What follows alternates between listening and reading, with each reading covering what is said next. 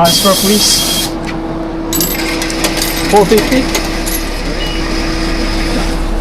Thank you.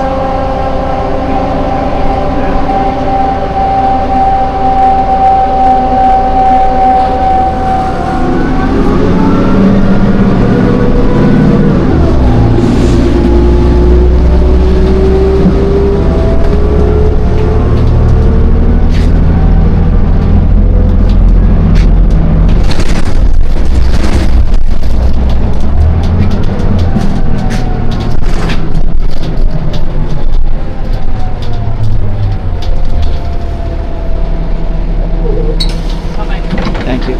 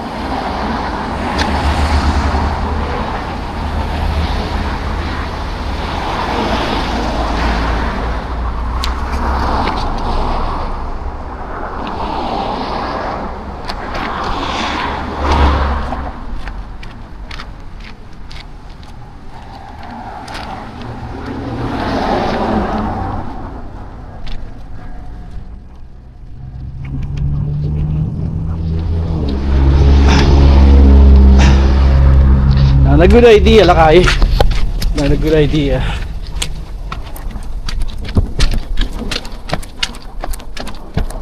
Turn left onto Bayview Avenue.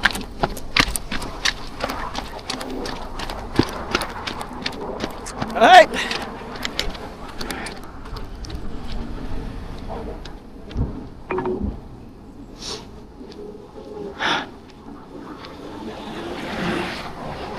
Turn left on 85.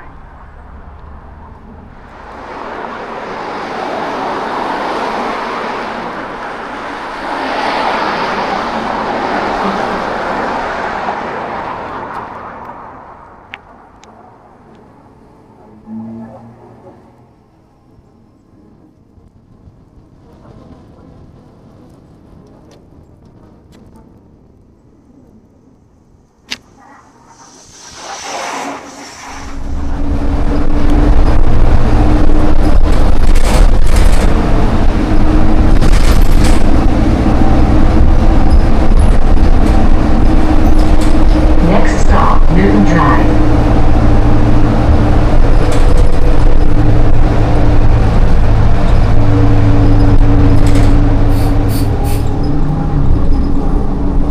Next stop, Ruth Avenue.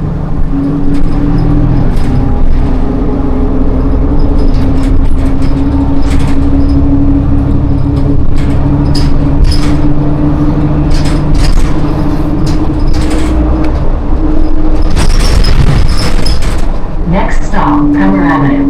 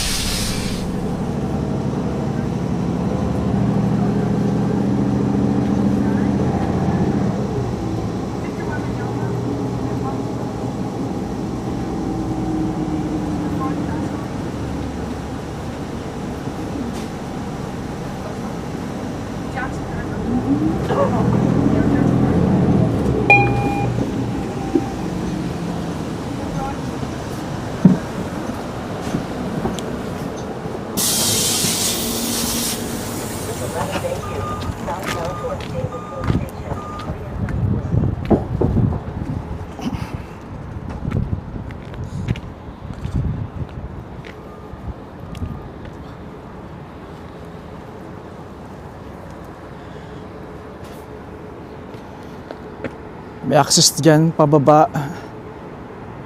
Yung main floor. Ito yung bus na sinakyan ko.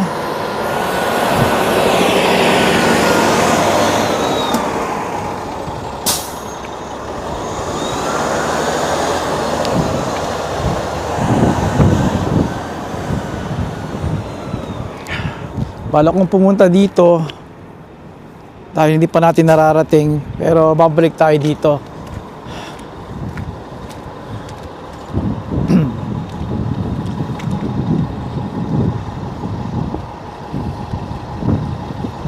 Ito ang Sunnybrook Hospital dito sa Toronto. York University, sa York Region. Sandali ha.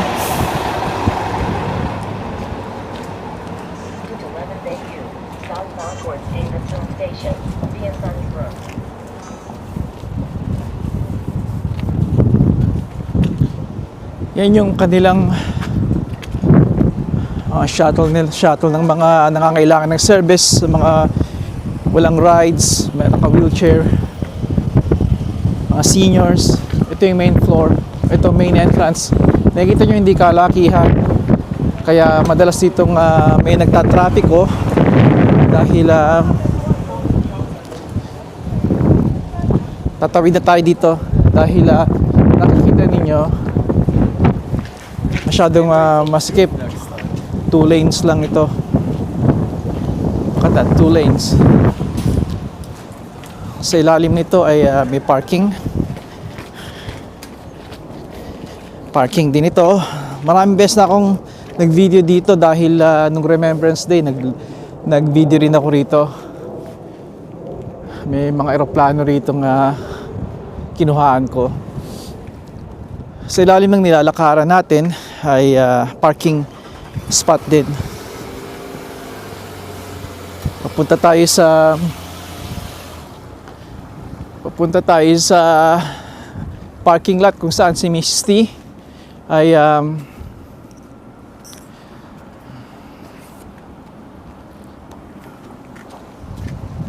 punta tayo sa parking lot kung saan si Mrs. T ay kailangan ng service ng kanyang Chevy Impala SS. Sa likod ko, ang ganda ng hospital, no? Pipindutin natin yan.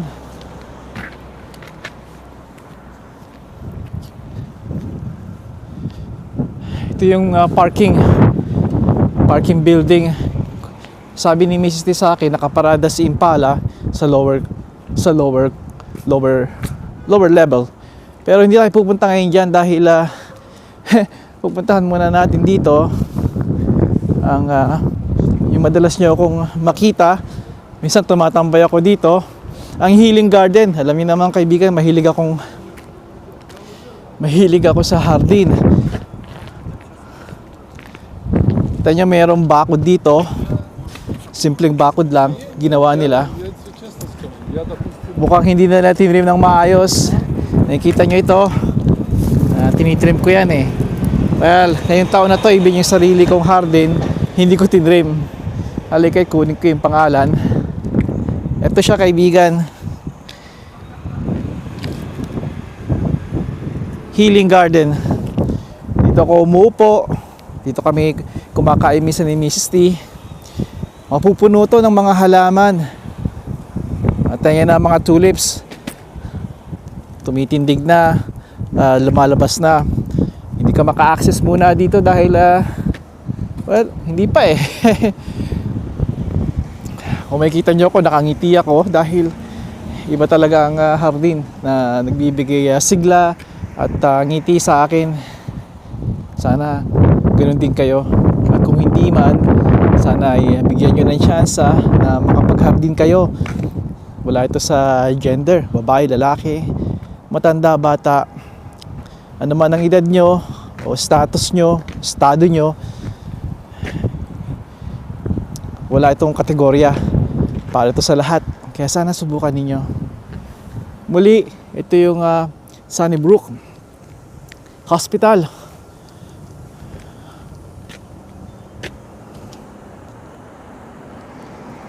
Napakatagal na ni Mrs. C nagtatrabaho dyan. Napakatagal na. Almost 30 years. Kaibigan, almost 30 years. Hagasam daita. Could you imagine that? Almost 3 dekada. Hindi naman eksakto, almost. Hindi ko gustong ibigay ang eksaktong year dahil alam niyo naman kami may ako ay gusto ko i-reserva yung mga ganong impormasyon dahil naniniwala pa rin ako sa pribado ang pribadong buhay mo, mga impormasyon. Diyan tayo nag-cover nung bumaba yung helicopter. Kailan lang talaga naglagay ng helipad sila dyan. Kaya nabanggit ko rin na importante rito may helicopter na ambulance, yung helipad, yung ambulansyang helicopter. May proper term doon pero hindi ko matandaan ngayon eh.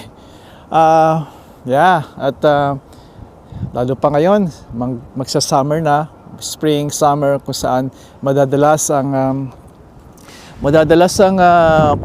pagka-camp. Alam niyo sa mga lugar na may sa mga reserve, sa mga may mga woods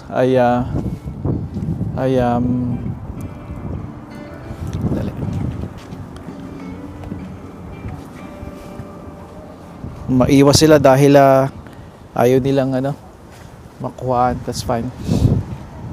Makakatulong yun dahil hindi lahat accessible ng ambulansya, di ba? Kaya maaaring makatulong yung helicopter or yung mga sa highway kung saan may aksidente at hindi makapasok ang ambulansya dahil traffic jam sa highway.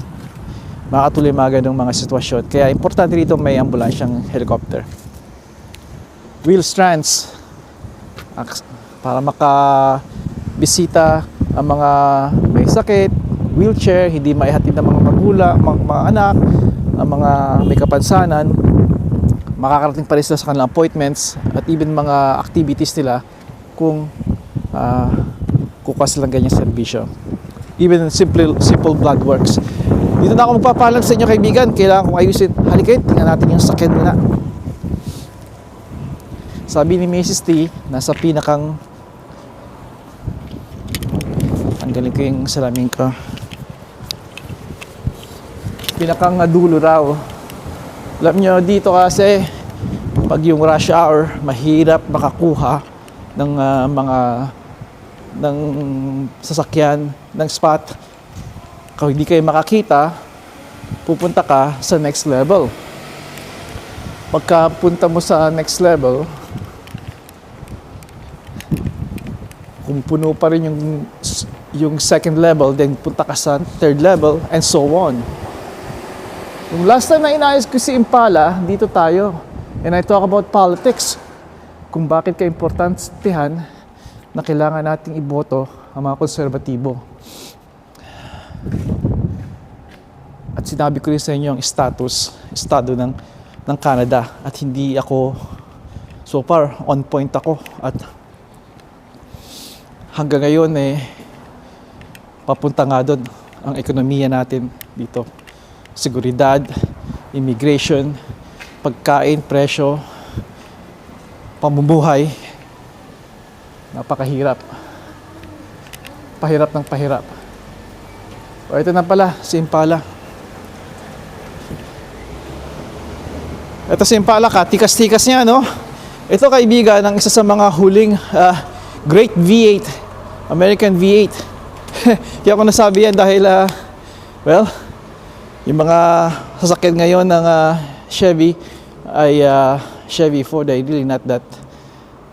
Hindi ka, ano ba yung kapita-pitagan, hindi nakaka-impress. Pero syempre, may problema rin siya. Kahinaan ng transmission, kalakas ng makina. Kapag malakas ang inyong makina, mahina naman ang inyong transmission, imagine ninyo ang tao na malakas ang puso, ang resistensya, mahina naman ang tuhod. Sa karera, hindi maganda yon.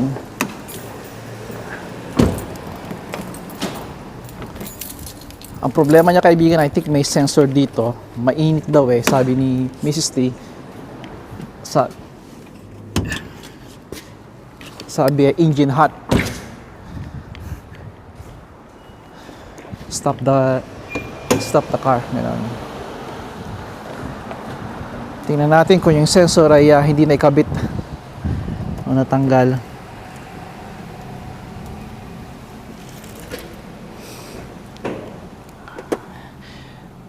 Well, hindi ko na ito pagtatagalin pa ditong pagbibideo. Gusto ko lamang sa inyong pakita yung sinadya ko dito. At napakaganda na may flashlight na magnetize or may magnet, diba?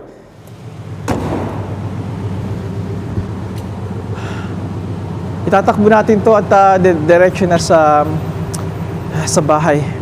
At doon ko gagawin. Doon ko titingnan. Titingnan ko yung wiring at yung kanyang sensor. Okay kaibigan, dito ko natatapusin. At again, ang mensahe ko sa inyo, kailangan nyo matuto, lalo na yung mga kalalakihan, mga ama, mga asawa, husband. Kailangan nyo matuto kaibigan, ito sa mga susi, sa magiging tagumpay kayo dito sa North America at kahit saan parte ng mundo, di ba? Particular dito sa tinutukoy ko dahil sa atin, ilan sa atin nagdadrive at laging may serbisyo, commute tayo at dito, magkakaroon ka ng sariling sasakyan, bago man o luma, may serbisyo man, meron kang subscriber ka ng CAA, meron kang support sa inyong insurance. Kaibigan, importante pa rin malaman mo to. Basic, mag-umpisa kayo sa basic.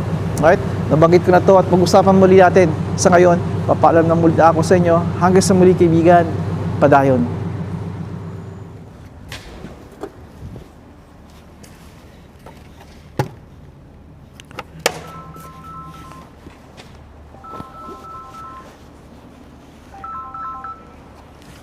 Hello? Hi, nandito ako. Hindi ako nakapag-text.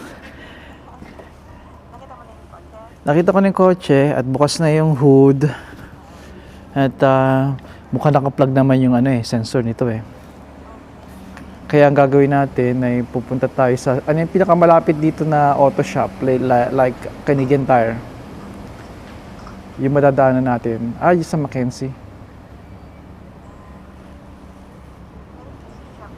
Sa Shepherd. Okay, punta tayo doon. No, kukuha ko ng coolant kasi mababa yung coolant mo Yung sabi, yung nakita mo ba yun well, I hope ito yung problema. Wala akong makitang leak dito sa floor.